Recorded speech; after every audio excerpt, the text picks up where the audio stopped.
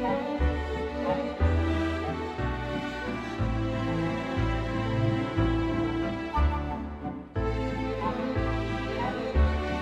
wanted to do something which is 60s because that time there was a revolution on love, not war. So that's how the collection started building up, and we used a lot of flower power motifs. Silhouettes were very boxy, and if you see, there was nothing fitted.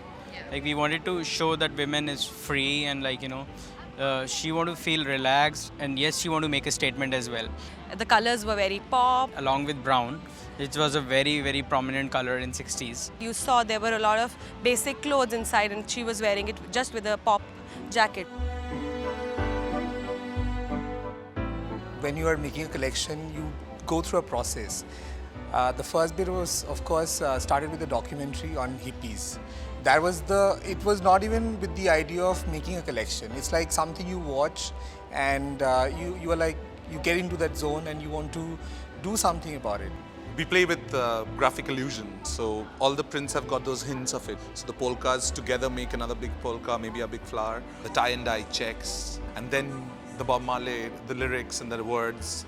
The challenge was to play with textures with the prints. Blurring the boundaries of where print ends and where the embroidery starts is you have to look closely.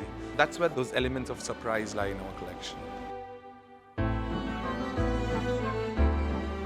We are more summer people than winter people, and for us it's a big season. Even for as business, it's a big season.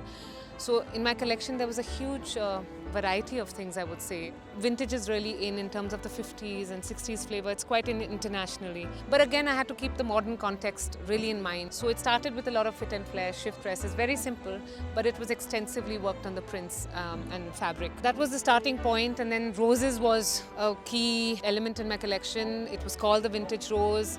I loved the rose, but I had to modernize it, so I used a lot of pixelated embroideries, a lot of engineered prints, and a lot of engineered embroideries as well. So I've done a combination of hand and machine again, so that we get our prices at the end of the day. Feedback has been great, so I'm hoping that business will be great.